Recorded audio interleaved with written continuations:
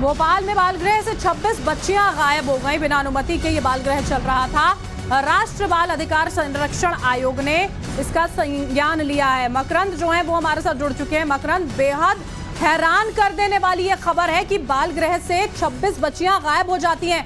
अभी तक की क्या अपडेट है? अब तक कैसे जांच आगे बढ़ी है?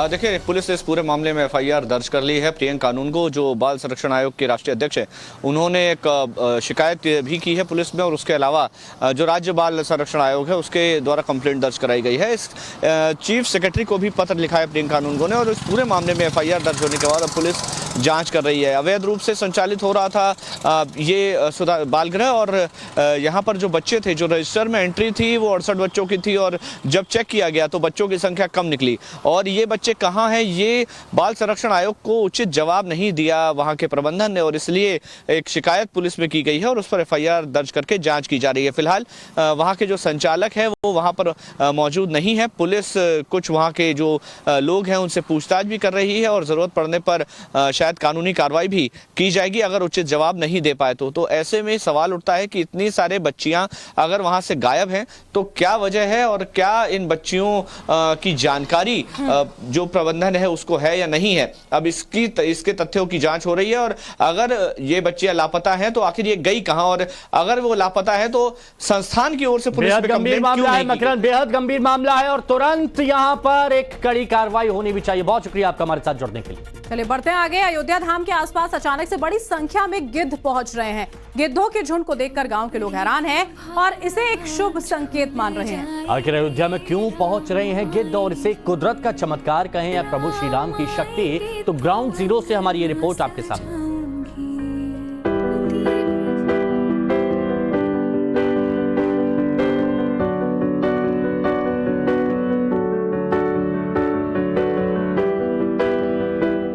22 जनवरी को अयोध्या में रामलला की प्राण प्रतिष्ठा होनी है, जिसको लेकर देश भर में राम भक्तों में जबरदस्त उत्साह है।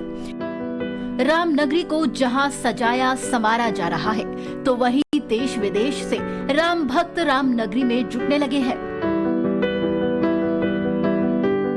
राम मंदिर के पास स्थित कुबेर टीले पर गिद्धराज जटायु की एक विशाल प्रतिमा भी स्थापित की गई है। 22 जनवरी को पीएम मोदी इस प्रतिमा का अनावरण करेंगे।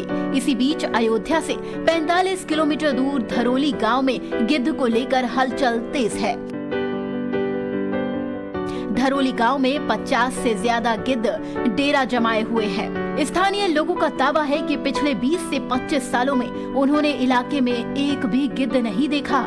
ऐसे अचानक यहाँ गिद्ध के आने से ग्रामीण भी हैरान है। कुछ लोग इसे राम मंदिर से जोड़कर देख रहे हैं, तो कुछ लोग इसे शुभ संकेत भी मान रहे हैं।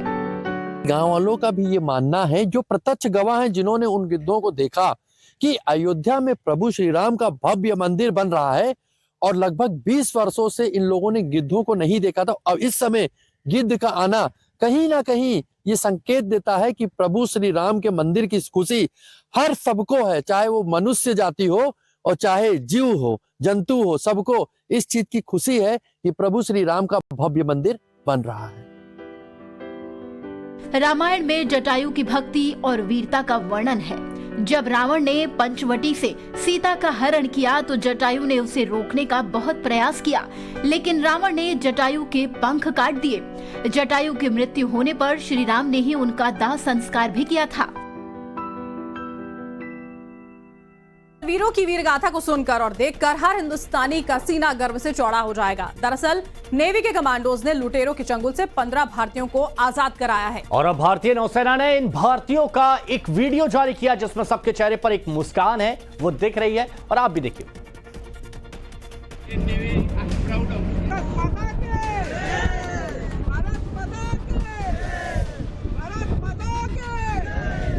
चेहरे की खुशी और जुबान पर भारत माता की जय।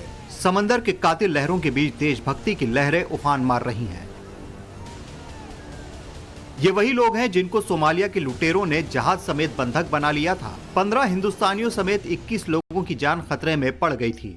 खबर मिलते ही भारत सरकार एक्शन में आ गई। बंधकों को छुड़ाने के लिए भारतीय नौसेना ने मोर्चा संभाल लिया। अगवा किए जाने के बाद ही भारतीय नौसेना ने सोमालिया तट के पास ऑपरेशन शुरू कर दिया। चेन्नई तट से आईएनएस गाइडेड मिसाइल विध्वंसक और इंटीग्रल हेलीकॉप्टर को रवाना किया गया। जैसे ही लोकेशन ट्रेस हुआ, मरीन कमांडोज जल्द ही उस जगह पहुंच गए जहां लुटेरों ने मालवाहक जहाज को हाईजैक कर लिया था। नेवी मरीन कमांडोज जैसे ही नॉरफॉक जहाज पर उतरे तो लुटेरे फरार हो गए। नेवी का यह ऑपरेशन पूरी तरह से सफल रहा और 15 भारतीयों समेत सभी 21 लोगों को छुड़ा लिया गया। इंडियन नेवी का यह ऑपरेशन पूरी तरह से कामयाब रहा।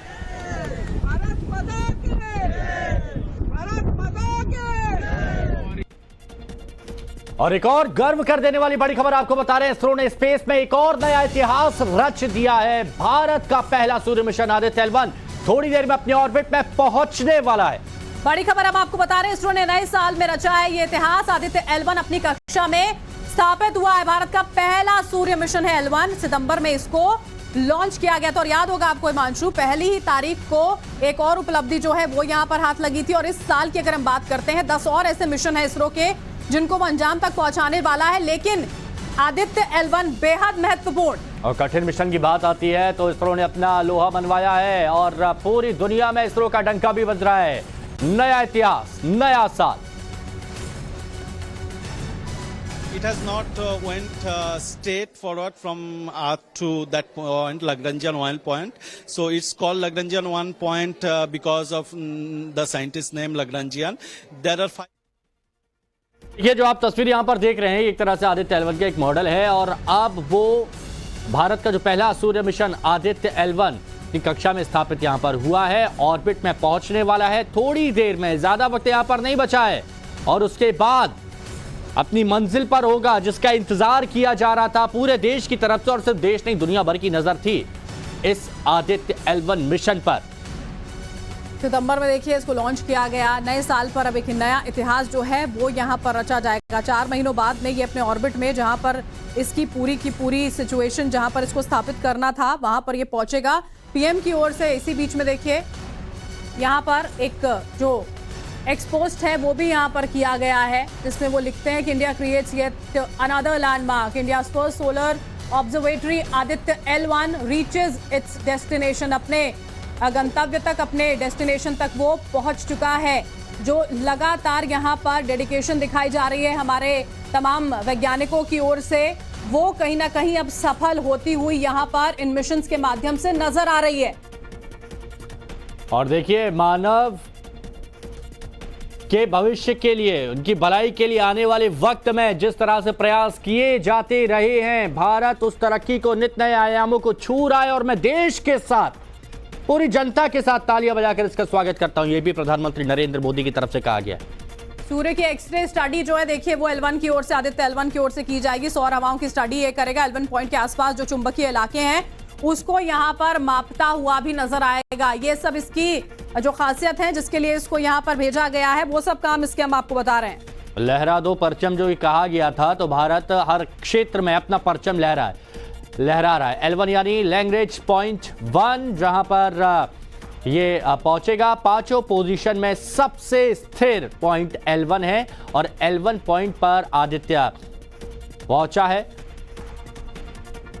पिंकी राजपुरोहित हमारी सहयोगी जो इस वक्त हमारे साथ जुड़ चुकी हैं, उनका रुख करते हैं। पिंकी, थोड़ी देर में अपने ऑर्बिट में पहुंचने वाला है यहाँ पर आदित्य L1। ये एक बड़ा इतिहास जो इसरो रचने जा रहा है, भारत रचने जा रहा है।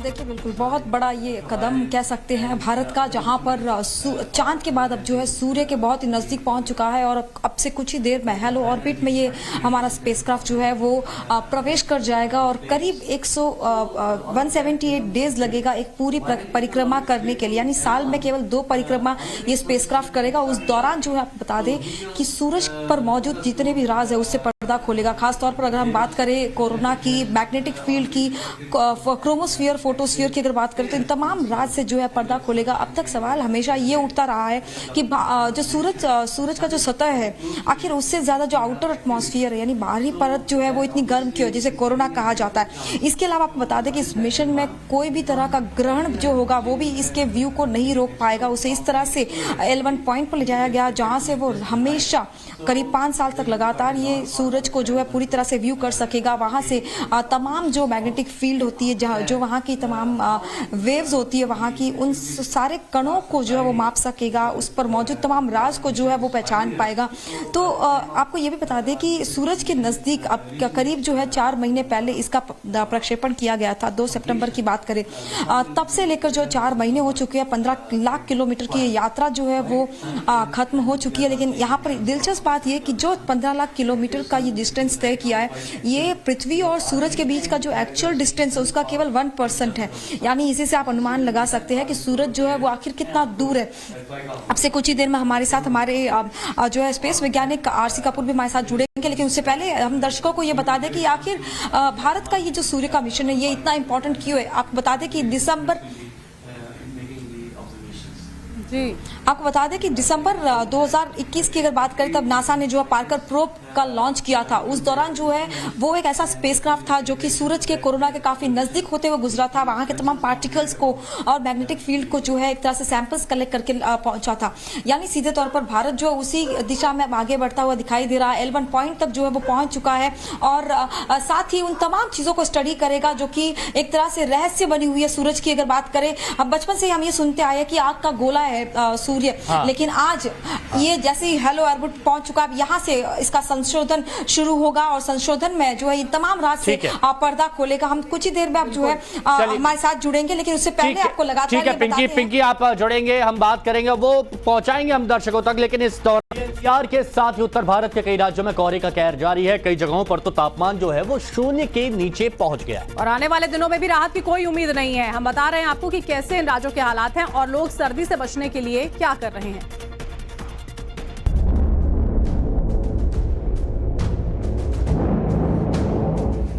देश में सर्दी शबाब पर है। लोगों को कोहरे और कपकपाती ठंड से राहत नहीं मिल रही है। जगह जगह शीतलहर चल रही है जिससे जनजीवन प्रभावित हुआ है। राजस्थान की राजधानी जयपुर का तापमान 7.4 डिग्री तो बीकानेर का 2.8 डिग्री तक पहुंच गया। वहीं माउंट आबू की बात करें तो पारा -3 डिग्री तक नीचे गिर चुका है।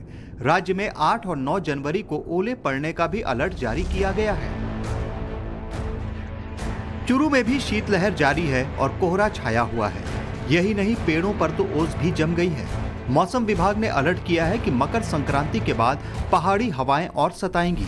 लोग ठंड से बचने के लिए जगह जगह अलाव का सहारा ले रहे हैं।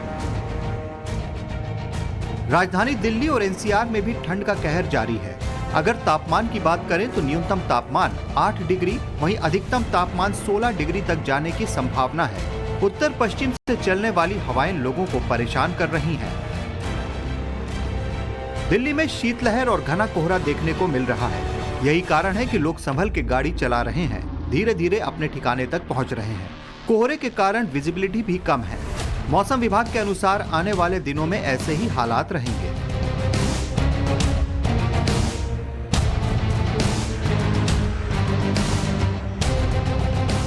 तापमान में गिरावट के कारण जम्मू कश्मीर में तो कई जगह पर बर्फ जम गई है। श्रीनगर में भी सर्दी के सितम से लोग बेहाल हैं। तापमान में गिरावट के कारण कई जगहों पर शीतलहर चल रही है। ठंड से बचने के लिए लोग अलाव का सहारा ले रहे हैं। वहीं कई लोग चाय पीकर भी सर्दी को दूर भगा रहे हैं।